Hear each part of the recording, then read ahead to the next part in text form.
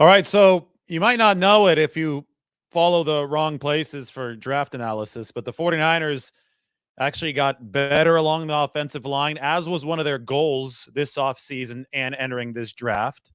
They did improve in that facet of the game over the past 3 days, and they did a whole bunch of other stuff. But I think it's time to sit down and analyze the strategy because there is just a completely off base notion that the 49ers should have robotically picked an offensive lineman instead of Ricky Pearsall at number 31. And the people who are pushing this, for some reason, think that the 49ers would have magically gotten better along the offensive line had they done that. This is a take that lacks football savviness, to put it in the right way. It is a take that lacks understanding of the holistic realities of the roster, of the fact that football is a team sport. And it's also a case of worshiping draft position, worshiping the pick number. I find it ironic that people who follow the 49ers would worship the pick number when Brock Purdy, pick number 262, is an MVP candidate. But first of all, when the 49ers first came on the board at pick number 31, there weren't any elite tackles left. And when you look at the 49ers offensive line, I was the first to be saying this back in, gosh, what year was it? I think 2021. 2020, after the Super Bowl. I still remember writing after the Super Bowl in the 2019 season, the 49ers have got to get better pass protection. They need to invest more in pass protection. This needs to improve. 2021, I remember that was the watershed night when you saw Trent Williams re-sign with the 49ers, Alex Mack signed with the 49ers. They actually carried a good pass protection into the 2021 and 2022 seasons. They were above average in that regard. However, 2023, it took a step back for a multitude of reasons. But the big problem points for the 49ers, there were multiple problem points. I would say everything except for Trent Williams disappointed at some point or another in the 2023 season. But the right side of the offensive line in particular was troublesome. They did bring back John Feliciano in free agency. He was their second best offensive lineman besides Trent Williams last year. So right guard, with him starting, at least in the short term, I think the 49ers have a plus player there. But you look at right tackle with Colton McKivitz. You look at left guard with Aaron Banks, which I think was moderately disappointing last year. Plus, he's only under contract for this season coming up before that expires after 2024. And then you look at center with Jake Brendel, who got pushed back a little bit, despite the fact that he's really, really athletic in 2023. You can see upgrades at all of those spots. 49ers ranked in the 20s in pass protection. So anyway, if you want to upgrade at the tackle spot and you're also thinking about the fact that Trent Williams is 36 or going to be 36 years old this next season, so the 49ers are probably going to demand upgrades at both tackle spots at some point. You have to realize that tackles for the 49ers offensive system are very hard to come by. I think a good tackle in general in the NFL is really hard to come by because he's got to have really long arms, good athleticism, also a lot of size. So because this is a pass-first league and because the offensive linemen are generally in shorter supply than defensive linemen, I've talked about that. The proliferation of athletic defensive linemen has outpaced the growth of good offensive linemen to be able to step up and block them. Because of that, the really good tackles come off the board really soon. And the 49ers didn't pick until number 31. So the strategy in general for the 49ers is early offensive tackle acquisition. We saw him pick Mike McGlinchey in 2018, pick number 9. They haven't picked that high hardly ever in this regime unless they've traded up. Right? So the last time that they naturally had a really high pick in 2018, it went to the tackle. But in 2021, they traded up, and that was for Trey Lance. Now, in 2021, when they did trade up for Trey Lance, Penei Sewell was an option. You can argue now in retrospect that they should have picked offensive lineman in 2021. Penei Sewell, I listed it as one of their options back then, but everybody knew they weren't going to do that. They traded up for the quarterback. In 2020, they traded DeForest Buckner, and they got a top half of the first-round pick, and Tristan Wirfs was available. Obviously, they picked Javon Kinlaw. I think a lot of people, including myself, have talked about the mistake that they made with the pick, not with the trade, but with the pick. They probably shouldn't have gone position. They probably should have gone best player available. Maybe they thought Kinlaw was better than Wirfs, but that ended up being a mistake in evaluation. Should have gone with the tackle there. They didn't. Anyway, they had pick number 31 this year, so that was too low of a pick to get one of the elite tackles. They were all off the board. You would have just been forcing a pick for a tackle at number 31. That probably wouldn't be any good. At least, I mean, relative to what else you could have gotten at that time in the NFL draft. That's why you go best player available. That tackle probably wouldn't have been any good. So the 49ers strategy is early offensive tackle acquisition. We're talking top half of the first round. And if that doesn't happen, if you can't do that, then you start to go to adaptable offensive linemen a little bit later in the draft. And that's exactly what they did. They picked Dominic Pooney, 0 sacks allowed in 2 seasons at Kansas. So they have objectively improved their offensive line if Dominic Pooney is the type of player that he thinks he is. Obviously, anything in the NFL draft is a projection to some degree. It is a crapshoot. We have to wait to see how Dominic Pooney delivers. But this guy specialized in pass protection. Again, he didn't give up a single sack. He played multiple positions. So he suits this strategy. Adaptable guard investment. They're talking about him as a guard initially, but he played more tackle than guard at Kansas, and he can help the 49ers on the outside. That was the most efficient, maybe the only possible way forward for the 49ers to actually improve their pass protection since they didn't pick until number 31. Now, people are saying, well, okay, fine, Pooney went in the 3rd round, but they still should have picked an offensive lineman with number 31 because he's going to be better than Pooney. It's like, how do you know? Are you a talent evaluator? There's so many good examples of offensive linemen picked later in the draft who have succeeded because offensive lineman is so scheme dependent. This kind of stuff would drive Bill Walsh crazy. Read about this. Read what Bill Walsh thought about drafting. He was extremely, extremely upset by people who described the player by the round he should be taken. Walsh hated hearing a scout tell him a player was, for example, not a good 2nd rounder, but a great 3rd rounder. Walsh always said the only time people talk about rounds is in draft preparation and on draft day. Never during any player's career, Walsh would vent, does anyone say a player was picked in the right round. The day after the draft, every player is graded on his playing performance, not his selection round. Walsh only cared about what a player would be able to do for his team. He thought round talk was the wrong way for a scout to measure his own abilities. So Dominic Pooney went in the 3rd round. People should not be complaining that he didn't go at number 31 or the 49ers didn't pick a different lineman at number 31. If Dominic Pooney is the 49ers' best scheme fit, then they caught a massive break by being able to draft him in the 3rd round instead of at number 31. This shouldn't be that hard to understand. The problem is that people think that they're expert talent evaluators because they sat down on Yahoo Sports and did a mock draft. Guess what? You're an amateur. You're not an expert talent evaluator just because you did 5 mock drafts or 6 mock drafts, or just because you did 84 mock drafts does not make you an expert talent evaluator. It makes you part of the mock draft hive mind if you buy too far into that stuff. All your friends did mock drafts. All your internet friends did mock drafts, and you all drafted certain guys at number 31, and you thought certain guys would fall into the 2nd round. All of you guys are playing in fantasy land. All you guys are playing with Monopoly money. It's not a real draft that you conducted. In the real draft that the 49ers conducted, they picked up Dominic Pooney in the 3rd round because that's who they thought fit their offensive line the best.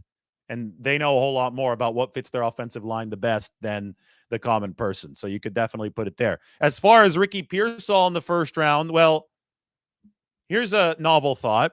The 49ers struggled in the Super Bowl, right? There was a lot of pressure on Brock Purdy, disrupted some of what they're doing in the pass game downfield. If they were just a little bit better, they probably would be holding the Lombardi Trophy right now. One of the issues that the 49ers had in the Super Bowl that people don't seem to be talking about enough is that their receivers struggled to beat man coverage downfield.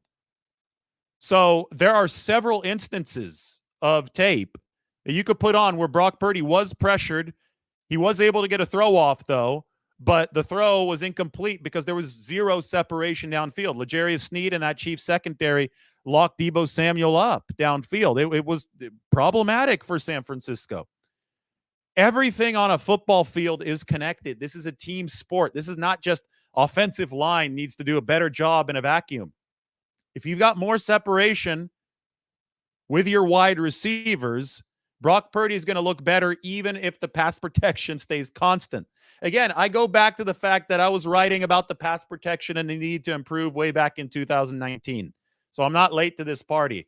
But I'm also one of the people that advocates for understanding nuance and understanding gray area. And it's not just all about pass protection. It's also about creating openings downfield so your quarterback can release the ball quicker. So anyway, the better the 49ers are beating man coverage, the better their O-line will look. Well, guess what Ricky Pearsall does? He was one of the best man coverage beaters in all of college football last year. He's immediately going to add another wrinkle to the 49ers offense, even if he's just working into the rotation in his first year. He's immediately going to add a man-beating wrinkle to maybe the slot position in the 49ers offense. He's a slippery guy. So you have Deebo Samuel, you have Brandon Ayuk, you have Ricky Pearsall, you have Jacob Cowing. Let's see how he does blasting the top off of defenses. Let's see if he can integrate into that lineup sooner rather than later. And obviously you also have Jawan Jennings, who's a really good separator. This is the deepest the receiving room has been under Kyle Shanahan. And that invariably should help the 49ers solve their Super Bowl problem of beating man coverage. That also should help the offensive line. Absolutely should help the offensive line. Now, if we talk about the 49ers' long-term plans along the offensive line, and I talk about, okay, offensive tackles are really hard to come by. People are like, well, what happens when Trent Williams leaves? Well, anything the 49ers could have done at number 31 this year probably wouldn't have helped the problem of when Trent Williams leaves. Because any tackle that you likely got probably wouldn't be good enough to be the absolute bedrock anchor for this team once the retirement of big number 71 happens. Remember what happened back in 2019 after that season? Joe Staley retired. The 49ers faced a similar problem. That's when they went to Trent Williams. I get it. Trent Williams just doesn't exist. You can't just pick Trent Williams up off the street at any given time. This was a really fortunate situation for San Francisco early in that 2020 calendar year when they were able to make that trade for Trent with Washington. That being said, I'm sure they had their eye on Trent for quite some time. I'm sure that they had a contingency plan for when Joe Staley retired, and he did retire, and they were able to get an upgrade. It's amazing that they were able to get an upgrade over Joe Staley. Anyway, I'm sure that they have their eye on another veteran right now. It is most likely that the 49ers, because of this dilemma, because the strategy is to acquire an offensive tackle early because they're so hard to come by, and then you go adaptable guys a little bit later, but you're not going to find, in all likelihood, a stalwart like Trent Williams. It's very likely that they have to take a similar path once Trent Williams finally does hang them up and go for a veteran, which is something that they've shown that they're willing to pay for in the past. And Trent Williams' number will come off the books when he does retire, so they're probably going to be willing to pay for it again. As far as the other tackle spot goes, well, don't discount who the 49ers have added in undrafted free agency. I know that they haven't added a tackle per se yet this year, but as far as adaptability for the entire offensive line goes and developmental paths go, San Francisco absolutely can still find value out of who they put into the building yesterday. Here's the offensive line. I'm going to highlight it in the middle. They've got a lot of offensive linemen on this team. I think that's like 17 offensive linemen. But obviously, Dominic Pooney might be able to play some tackle. They're going to start him at guard. But then he's going to learn the playbook from the inside out. So you start with a position where you think he'll be strongest, but he might be the sixth man by the time that this season gets rolling. And he could be somebody that helps you spell Colton McKivitz. We'll see if the 49ers can push that position, but they've given themselves as good of a chance as they could have with somebody who didn't give up any sacks over the past 2 years at Kansas. They also added Jarrett Kingston. He's almost certainly going to be an interior guy because of the short arms, but extremely athletic player out of USC with a good pass protection background. Started at Washington State under Mike Leach. So that was an air raid. They threw a whole heck of a lot. I think the offensive linemen that the 49ers might be most excited about that's under the radar, because I know Dominic Pooney's not under the radar, but Drake Nugent. Nugent started at Stanford, and then he transferred to Michigan. They went 15-0, national championship team. Nugent was an all Big Ten center on that team. And it's not just tackle that we have to talk about for the 49ers developing a succession plan and trying to get better. Center last year was sneakily bad. Drake Brendel, I think, struggled with some snaps at points of the season. And he did get blown off the ball by some of the bigger nose tackles that were coming after the 49ers in the middle of the field. So Brendel, he's still under contract for 3 more years. He's an eminently athletic player, but obviously he's been a little bit on the lighter end, and the anchor issues have been there because of that. But I think he's smart, and I think he's done a good job, directing traffic with that 49ers offense. But I think there's still obviously room for improvement. And when you look at the fact that 49ers were able to pick up an undrafted free agent, all Big Ten center, I think that's dripping with potential. Now, the issue with Nugent, the reason he went undrafted is because he's a little on the smaller end, just like Brendel was, who was an undrafted free agent coming out of UCLA several years ago. But Nugent's done this at an extremely high level in college. Again, 15-0 Michigan. Transferred from Stanford, where he's also good, but on a worse team. All Big Ten. I really think that Drake Nugent can make some noise. Maybe not immediately, because that center position, they do direct a lot of the traffic. So cerebrally, you have to develop a big-time command of the game, but I would look out for him. Then they also picked up Bryson Mays, who played center for Southern Miss. So all in all, you just have to remember, round doesn't matter anymore. Who said this? Well, one of the main people that said this in the history of football is Bill Walsh himself. 49ers fans should learn about a coach named Bill Walsh. A lot of them clearly do not or are not familiar with his philosophies. The 49ers picked up Dominic Pooney. Yes, that happened in the 3rd round. It might as well have been a number 31 at this point. Now, all that matters is how a player performs once he is in the building. And, the way that the 49ers described this draft, they said there were some really good players at the top. Obviously, they didn't have a pick there. They love the mid-rounds. And this is what I told you guys entering the draft. This was going to be all about making hay in the middle of the draft. Well, guess who landed in that 3rd round, smack dab in the middle?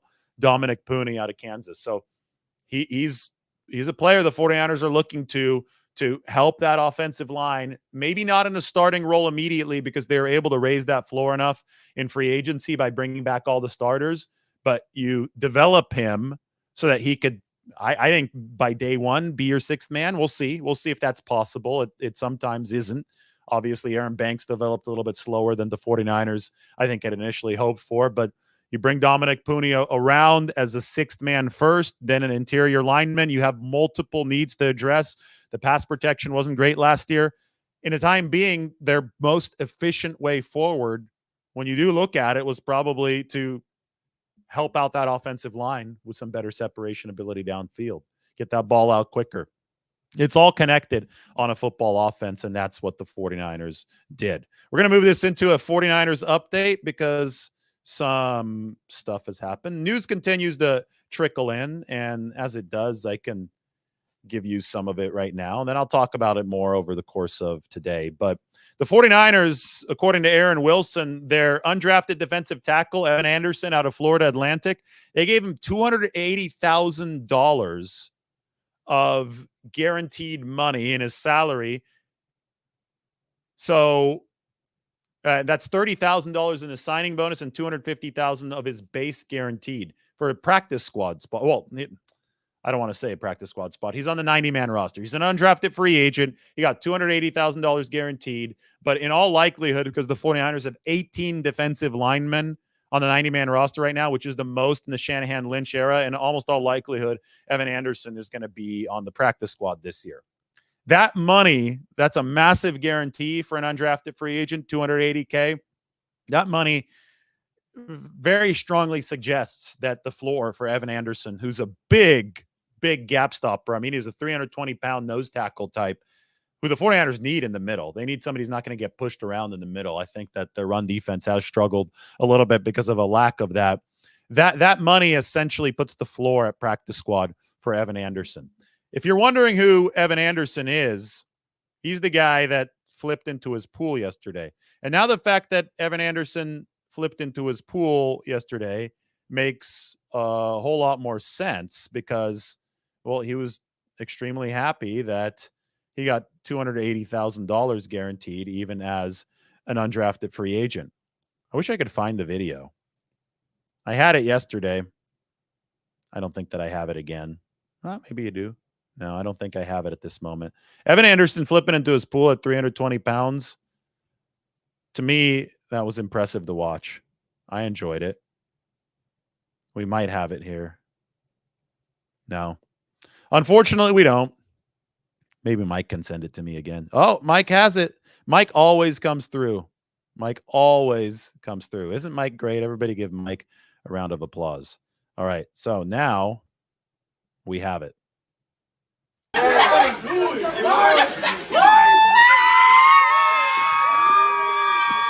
Bro, so hey, don't shoot me with the champagne. What? Hey.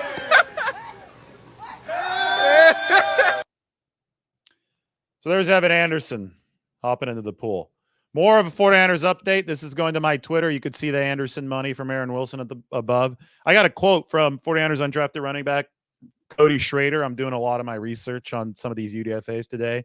This is from Dane Brugler's Beast. That's the big athletic publication on these draft picks. Check out this quote from Cody Schrader, who's part of the 49ers now. I beat our strength and conditioning coach to the facility every day. I parked my Red Ranger truck out front to make sure he knew I was already working. It's what I needed to do in order to get noticed. A lot of people are talking about Isaac Guerendo. I think it's interesting the 49ers added running backs that basically two different running backs who have two different calling cards. Isaac Guerendo is one of the most elite athletes we've seen at this position ever as far as his testing goes. I mean, it's insane. 220 plus pounds, 4.3 40. That is extremely rare. 6'6", 3 cone. I mean, the testing is comparable to Saquon Barkley's as far as the explosiveness. Now, he might not have the creativity and the vision on the second level that somebody like Saquon Barkley or Christian McCaffrey has, but Isaac Guerendo is a premier athlete. That's one of the running backs the 49ers picked up. He should fit well with that athleticism profile in the outside zone. Then the 49ers picked up Cody Schrader, an undrafted free agency out of Missouri, and he's quite the opposite. He runs a 4.6 40, much slower. I think he's 5'8", 5'9". He's much shorter. Just not as big. Isaac Guerendo is not necessarily tall, but still smaller running back, slower running back. But Cody Schrader is an attitude runner. That's what Dane Brugler said. And you watch his tape. Yes, he's an attitude runner. This guy leaves punishment. I mean, he's a guy that he's decided that people aren't going to notice him because he runs a 4.6 and he's not built like a Greek god, but people will notice him by the way that he runs. So the 49ers have one of the athletic specimen types, and then they have the type of running back that parks his Ranger out in front of the building every single day early enough so that he beats the strength coach there so that the strength coach notices him. Both of them are good in pass protection. Cody Schrader had 101 catches coming out of the backfield over the course of his college career. Guerendo also good coming out of the backfield. I mean, both players that you can see potentially effectively backing up Christian McCaffrey. Who are they going to knock off the 53-man roster? Well, if there are no injuries, then one of these 49ers running backs isn't going to make it on the team. But usually there are injuries, unfortunately. That's just the reality of the sport. So Jordan Mason, his job might be in danger, but I think the 49ers are going to try to leverage the practice squad as well as they can at this running back position to keep everybody in the building. And we'll just see how it shakes out over the course of training camp. Nice crowd of you coming in this morning. This is good. I like this. We'll talk some more Niners. I didn't know how many people would be interested on Sunday morning, but I guess the draft just ended and you want more 49ers intel. So I'll go ahead and give it to you. See what else I've tweeted about this morning, and we can talk about it. But hopefully I explained the offensive line situation well. It's bordered on ridiculous, some of the talk. People are so robotic and they worship specific draft positions. Guys, 31 didn't need to go to an offensive lineman. I told you before the draft that you should not telegraph what you think the 49ers will do with a specific pick, especially one that far down in the first round. The draft is like a game. You do not determine a play call for 31 plays in before the game starts. That's what people wanted the 49ers to do. When they were smarter than that and they didn't do it, people are criticizing them, which just means the amateurs should probably stay at home and enjoy the draft like fans, and the actual decision makers who know what they're doing should be the ones calling the shots in this situation. I mean, it has just completely jumped the shark, some of this criticism. Because, I would understand some of it if the 49ers didn't actually improve their offensive line, but they did. They added a guy who hasn't allowed a sack in 2 seasons, who's adaptable to all 5 positions, who fits their philosophy really well. They did improve their offensive line. And then they added, I think, somebody who's an extremely exciting center prospect in undrafted free agency. When John Lynch went to that Michigan Pro Day this year, that's where they probably saw a lot of Drake Nugent. Plus, John Lynch's son, Jake, played with Drake at Stanford, so he probably was able to get a little bit of insight through that. But they also drafted Jarrett Kingston in the 6th round. There is intriguing athletic upside with him. He's a 90th percentile guy, and in many ways, broad jump, 40-yard dash, vertical jump. I mean, they improved their offensive line. They gave that room moldable clay to work with. They just didn't do exactly what amateurs sitting on their couches at home wanted them to do with pick number 31. But as somebody like Bill Walsh has so eloquently said in the past, the 49ers did not worship draft positioning. The amateurs wanted them to do one thing, but the professionals did something else, and that's completely okay. But to actually right now be arguing that they didn't invest enough in the offensive line because Dominic Pooney is a 3rd-round pick shows complete ignorance of the situation. And that's about all I have to say on the matter. Let's continue with the 49ers update. Get the roster back up on the screen here in a second. They added a quarterback. I'm going to talk a lot about the undrafted free agents that the 49ers were able to add over the course of the afternoon on Saturday. The UDFAs, Tanner Mordecai, the quarterback, he was actually Danny Gray's quarterback at SMU before he transferred to Wisconsin.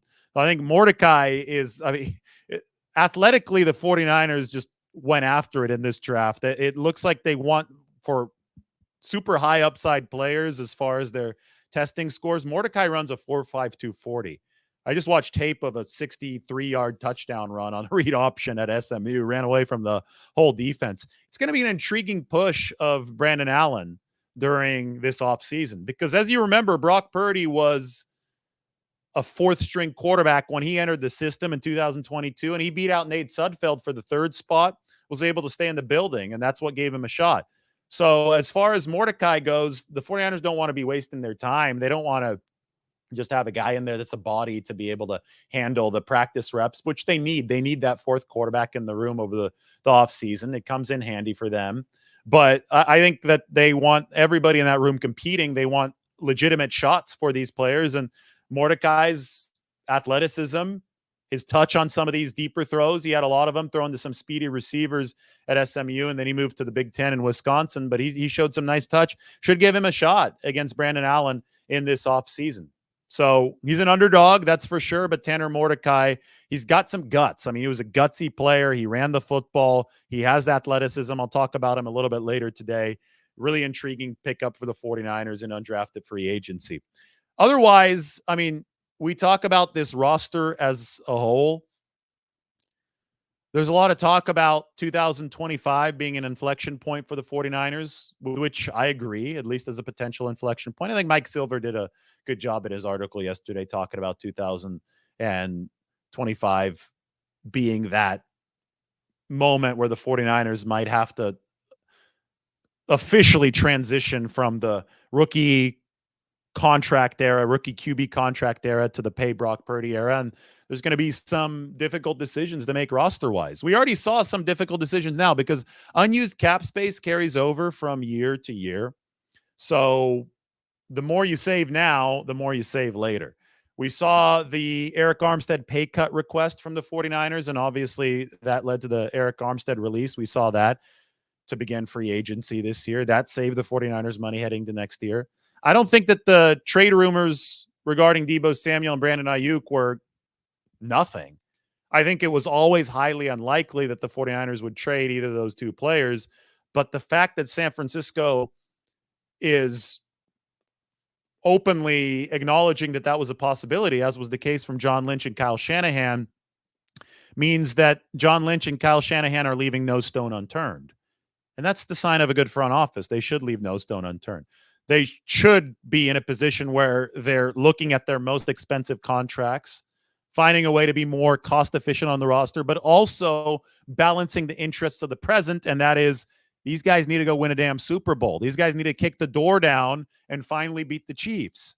If there were a way for the 49ers to get better without either Brandon Ayuk or Deebo Samuel on the roster in the short run, I think they would have found it because they were trying to, they were exploring that. They were looking for it, but it was always highly unlikely that they were going to be able to find a way to get better. And you know why? Because Brandon Ayuk is an awesome football player, and Deebo Samuel is a very, very good football player as well. I'd go on to say that Deebo Samuel was awesome in that 2021 season that got him the big contract.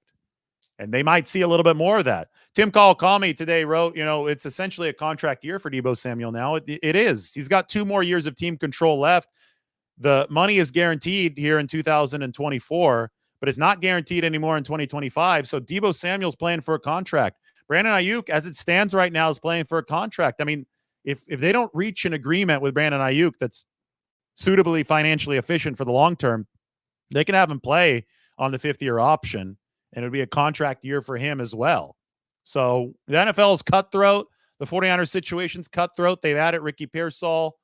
That gives the 49ers another option for both the short term and the long term. And it really signifies that this team is trying to play the nuanced game of setting itself up for long-term success while also making a concerted short-term push. And improving the pass protection is absolutely part of that. And I think that improving the receiving core is absolutely part of improving the pass protection because it's all connected. The dynamics of what happens on the football field are interconnected in the same way that the dynamics of the short-term and long-term contractual strategies are interconnected.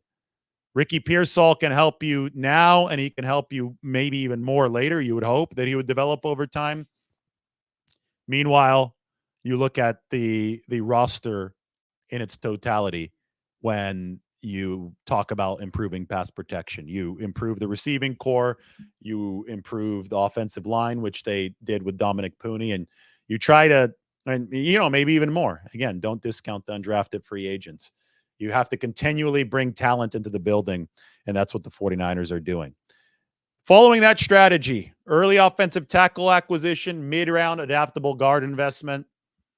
You know what? I think they'll cross the bridge of replacing Trent Williams when they actually do reach that bridge, just like they crossed the bridge of replacing Joe Staley when they had to. I'm going to move this to a 49ers Q&A.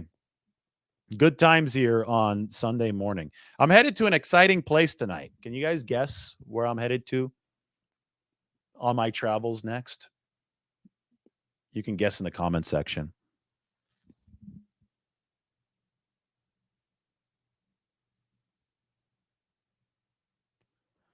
Pharrell says, I thought when the Ravens got Rosengarten, the Niners blew it or lost an opportunity to get him.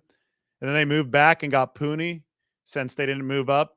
We may never know. I think we have an idea now. The 49ers openly said that they liked Rosengarten, but they obviously didn't like him enough to move up and grab him. They liked Dominic Pooney enough to where they moved up 8 spots and grabbed him. They went up and scouted Rosengarten in Seattle. So Rosengarten, good player. the problem with Rosengarten is that he was a little shorter and the arms weren't as long as you'd want out of an offensive tackle. So he didn't fit that profile of dominant offensive tackle. He fit the profile of a very fast offensive tackle, good in the zone blocking run scheme. Somebody like Mike McGlinchey was a fast offensive tackle that was good in the zone blocking run scheme, but he struggled in pass protection at the NFL level. I don't know if Rosengarten's going to struggle at the NFL level, but the 49ers obviously weren't sold enough on his physical traits to trade up for him. Meanwhile, they said we can be more efficient a little bit later on by going and grabbing this guy that's really versatile, that's played a lot of tackle, that didn't give up a single sack over 2 years in college, in Dominic Pooney. So I think it was as simple as that.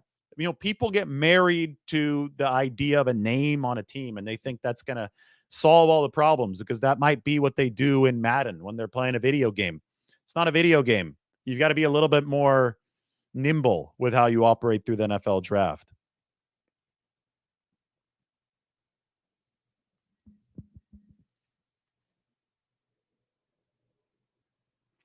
Yep, media is indeed supposed to be neutral, which is why I'm firmly objective about all this stuff. I give you guys the strategy from a completely unbiased and totally balanced perspective. So I agree. Media is supposed to be neutral. Thanks for tuning in because that's what we're doing here.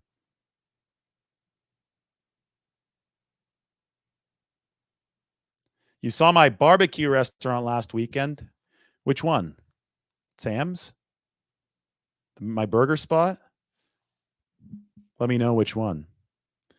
What's everybody's favorite draft pick that the 49ers made?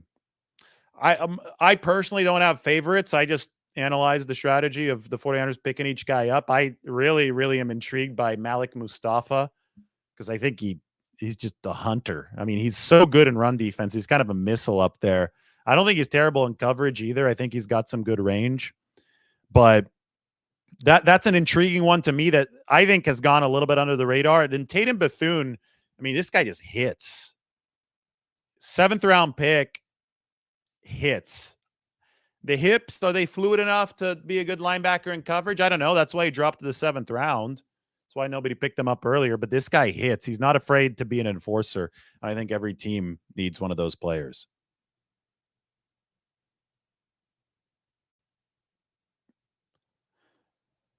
Yeah, and we'll see if Pooney's better than Swamataia. It's all up for grabs at this point. These guys have to perform at the NFL level. One thing I do know is that the 49ers were able to, fleece the Chiefs in that spot. They traded back just one spot. They obviously didn't want Kingsley Swamataia because otherwise they would have picked him there.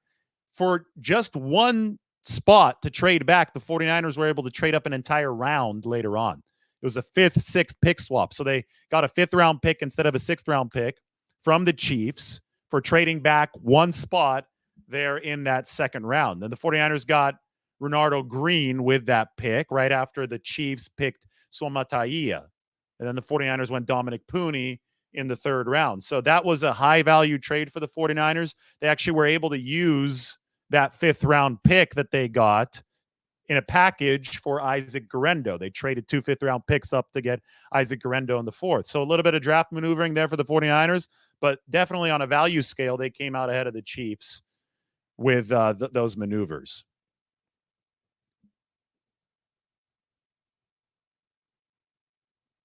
Of all the picks, who will make the 53-man roster?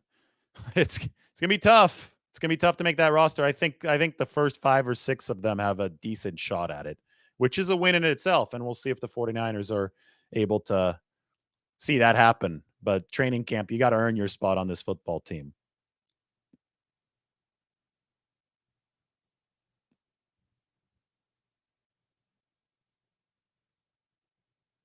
Deborah thinks that Brandon Allen will be competing for the 3rd spot. Yeah, he'll be competing with the undrafted free agent, Tanner Mordecai, that the 49ers picked up.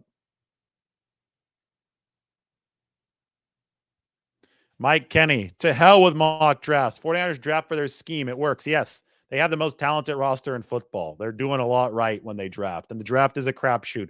There's never going to be a 100% success rate. And it's downright pathetic to sit there and cherry pick draft failures or misses or whatever you want to call them without looking at the big picture, because you could do that for every single coach and every single team, including the Chiefs.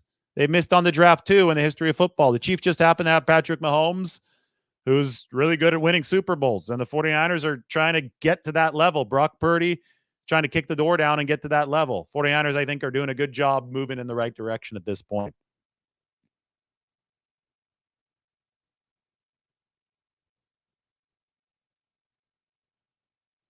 The only downside of this draft was not drafting an offensive tackle.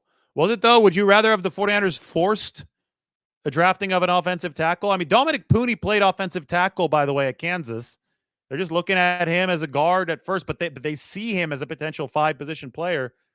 You know, to get an offensive tackle that would have matched what the 49ers needed, they would have had to be way up in the first round.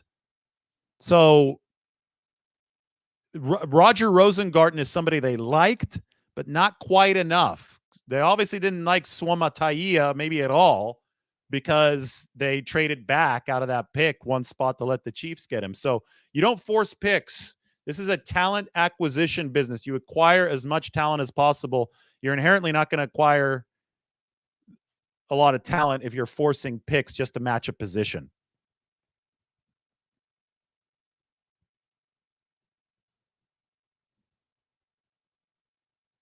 Exactly. There was no good tackle on the board left that the 49ers felt could start.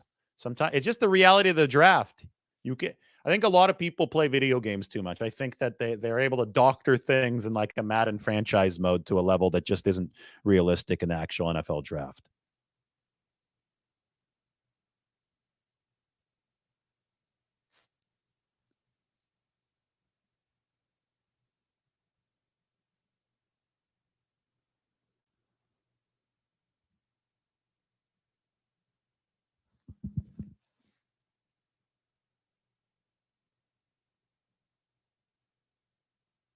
Need an edge opposite Bosa. Didn't they pick up Leonard Floyd? I think the 49ers got Leonard Floyd in free agency, right? I mean, that's a guy that's averaged 10 sacks a season for like 4 straight years. Not really sure what people want here. They made a bunch of signings on the D-line in free agency. They added to the offensive line in the draft and in undrafted free agency. They picked up 2 exciting young receivers. They picked up an explosive running back who's almost historically good with athleticism metrics. They drafted a safety that was a definite position of need, and cornerback was a position of need because of what that looks like contractually after 2024, and they added another player there in Renardo Green. Punt returner is suddenly awash with talent. They kept Brandon Ayuk and Deebo Samuel. What is there not to like about what the 49ers did?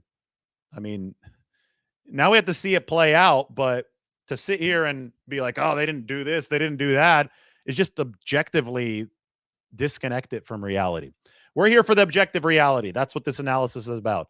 Good 49ers update this morning. Hope you enjoyed. We looked at the offensive line situation. So go ahead and rewind the video if you missed the start. But we talked about the O-line plan and its draft execution. The 49ers were able to look at this holistically. They added the offensive lineman, but they also were able to add Ricky Pearsall with that 31 pick. And I think that's something that will potentially make the 49ers offensive line better as well. You got to beat that man coverage downfield because it's all connected offensively. All right, a lot of exciting content coming up today. Travel, everything. Stay tuned to the channel. Hit that subscribe button right now. It's in the bottom right of the video. So click on that sub button right now. Comment, leave your like, do whatever you need to. And stay tuned because good times are rolling ahead.